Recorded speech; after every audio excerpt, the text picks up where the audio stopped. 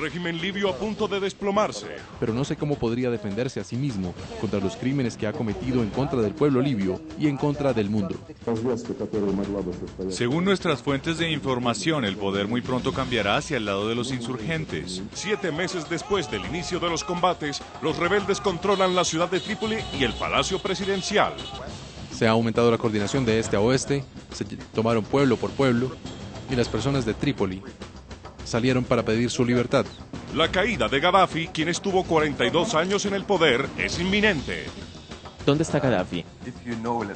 Si usted sabe, déjemelo saber, pero yo no lo sé. No tenemos pista alguna. Hoy, en la noche, hablan los protagonistas de la noticia. Desde nuestros estudios centrales, enlazamos a esta hora con Madrid y Caracas para hablar con 3 agudos analistas que evalúan el nuevo escenario que enfrenta Muammar al-Gaddafi. En entrevista con nuestro subdirector, Jefferson Beltrán, el presidente de la Corte Interamericana de Derechos Humanos, Diego García Sayán, explica el papel que jugará la Corte Penal Internacional en la inminente transición política en Libia. Comienza la noche bajo la dirección de Claudia Gurizati y desde hoy, nuevamente con la presentación del reconocido periodista Juan Pablo Vieri. Anoche, bajo la dirección de Claudia Gurizati, enciende las luces para que usted vea el punto clave de la noticia. Soy Juan Pablo Vieri y desde hoy estaré con ustedes y con los protagonistas de la noticia más importante de América y el resto del mundo. Bienvenidos. La noticia. 7 meses bastaron para que los rebeldes libios llevaran al colapso al régimen que los gobernó durante 42 años. La noticia. Este martes la oposición logró ganar la que hasta ahora parece ser la batalla final. Según la Unión Europea, un 80% de la ciudad de Trípoli está bajo control de los rebeldes y en el palacio, desde donde gobernaba el dictador Muammar Gaddafi, ya ondea una nueva bandera.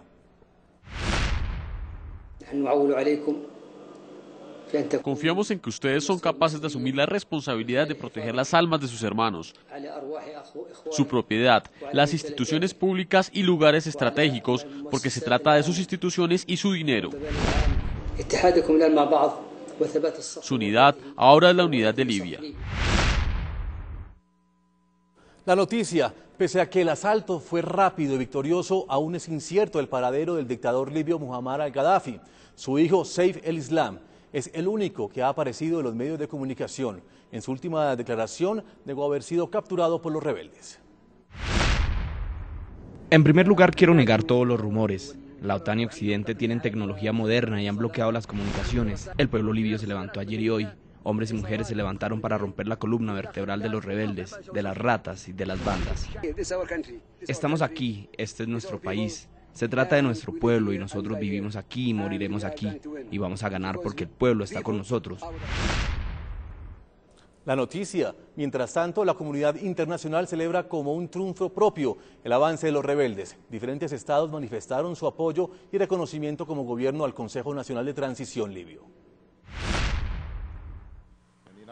Los Estados Unidos, junto con nuestros aliados europeos, reconocieron al Consejo Nacional de Transición como la autoridad en Libia. Se le cortaron las armas a Gaddafi y su fuerza se fue degradando. Egipto reconoce al nuevo gobierno en Libia y su liderazgo legítimo representado por el Consejo Nacional de Transición.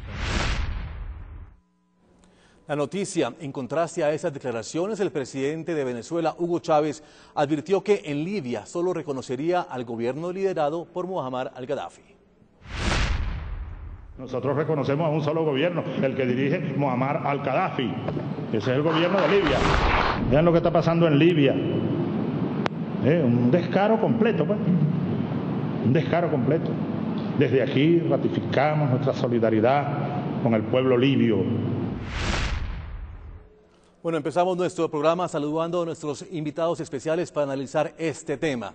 En Madrid, España, nos acompaña el profesor Mourad Zarrouk, experto para África y Oriente Medio de la Universidad Autónoma de Madrid. Doctor Zarrouk, bienvenido a la noche. Hola, buenas noches. En Caracas, Venezuela, el ex embajador de Venezuela en Libia, Julio César Pineda. Doctor Pineda, bienvenido a la noche. Muy buenas noches. En nuestros estudios, Alexander Montero, experto en Medio Oriente. Doctor Montero, bienvenido a nuestro programa. Buenas noches, muchas gracias. Bueno, quisiera empezar con usted, profesor Mourad Zarrouk. ¿Cómo se puede explicar que un grupo numeroso de civiles en 7 meses logren tomar el poder por las armas enfrentándose a un régimen que en el pasado puso a temblar la estabilidad mundial por su poder bélico?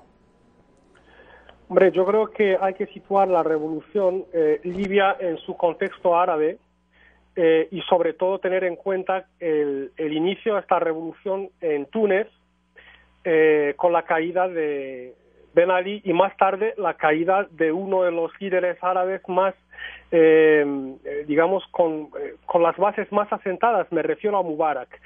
Y hay que tener en cuenta también que se trata de un dictador que gobernó el país durante 42 años y no faltaban las ganas para derrocarle. Y yo creo que es un día histórico tanto para Libia como para el Magreb y también para el resto de los países árabes que han entrado en un proceso irreversible.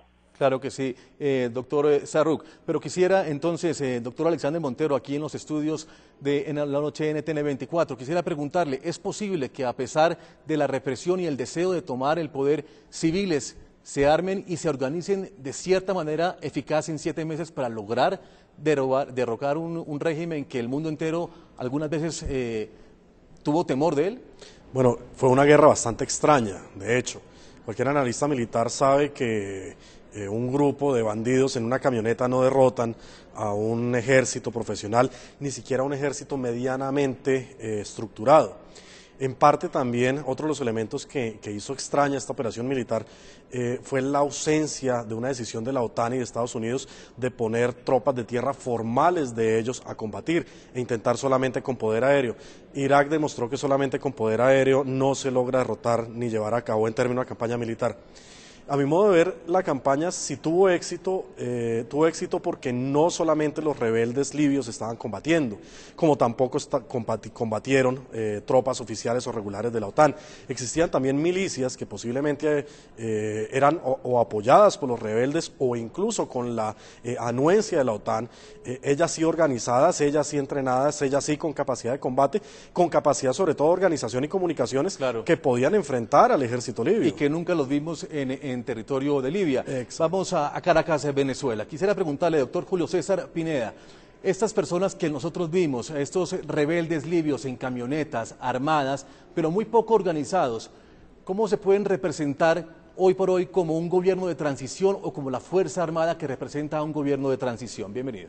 Cuando uno vive en Libia y conoció lo que es, yo estuve 3 años representando a Venezuela, por supuesto un embajador tiene acceso a las altas esferas del gobierno, aunque Gaddafi es inaccesible, incluso es el único jefe de Estado que no recibe cartas credenciales de los embajadores, pero por la cercanía con el presidente Chávez, pues uno tuvo varias oportunidades, sobre todo en la primera etapa de los grandes acuerdos en materia petrolera, de acercarse a él.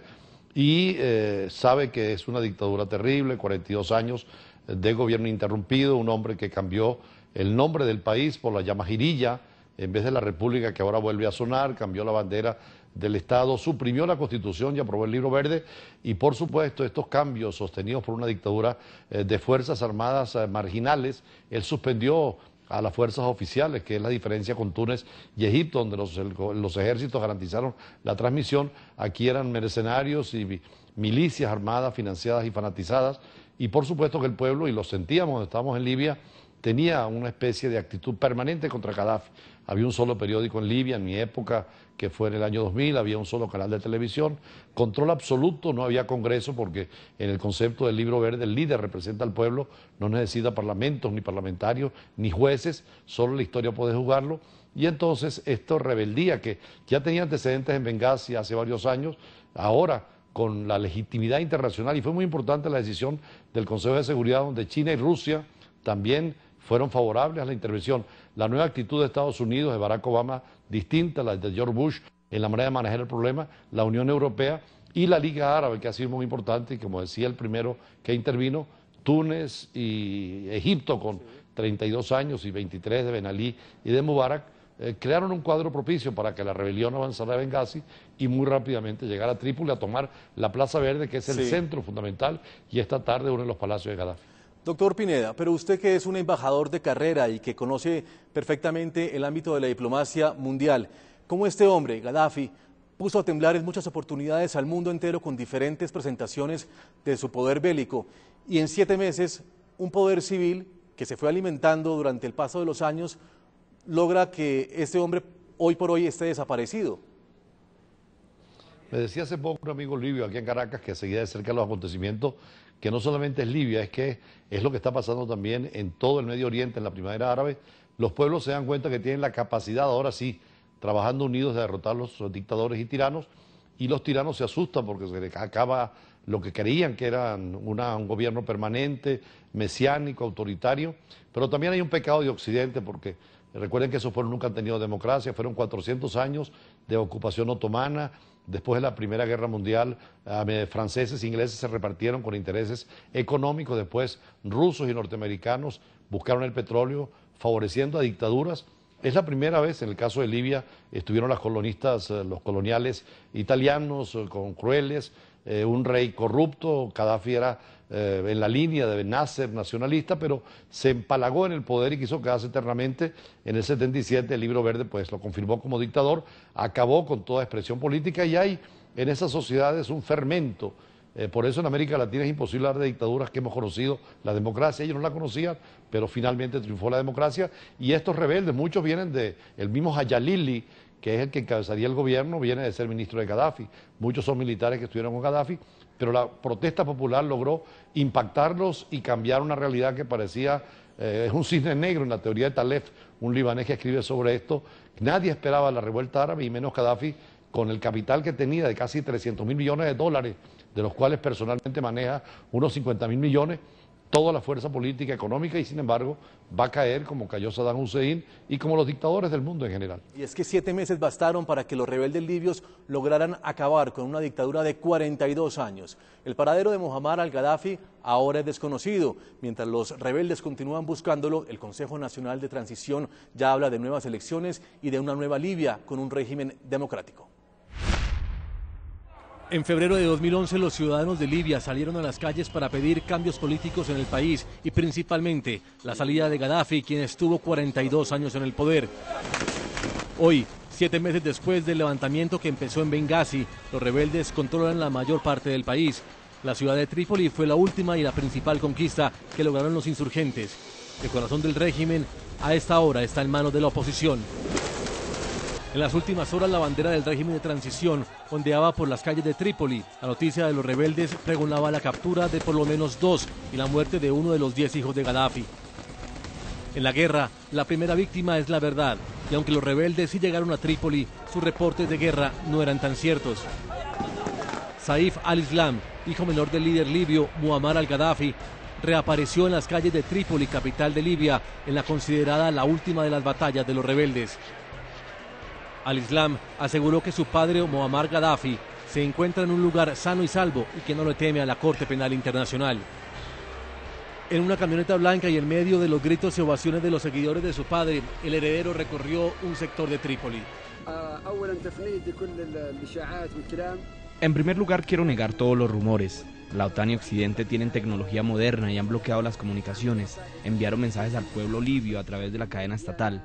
Detuvieron las transmisiones televisivas y han creado una guerra mediática para extender el caos y el miedo en Libia. También han permitido la entrada de bandas saboteadoras a través del mar, así como coches civiles para generar caos. El pueblo libio se levantó ayer y hoy. Hombres y mujeres se levantaron para romper la columna vertebral de los rebeldes, de las ratas y de las bandas. En sus declaraciones, al-Islam Gaddafi también desmintió que los rebeldes tenían el control de Trípoli y se mostró confiado en que ganarían la batalla. Estamos aquí, este es nuestro país. Se trata de nuestro pueblo y nosotros vivimos aquí y moriremos aquí. Y vamos a ganar porque el pueblo está con nosotros. Por eso vamos a ganar. Míralos, mírenlos a ellos. En las calles, en todas partes. Mientras Saif al-Islam reaparecía ante los medios de comunicación, fuentes leales al régimen aseguraron que el hijo mayor del líder libio, Mohamed Gaddafi, quien había sido capturado en las últimas horas, habría escapado de los rebeldes.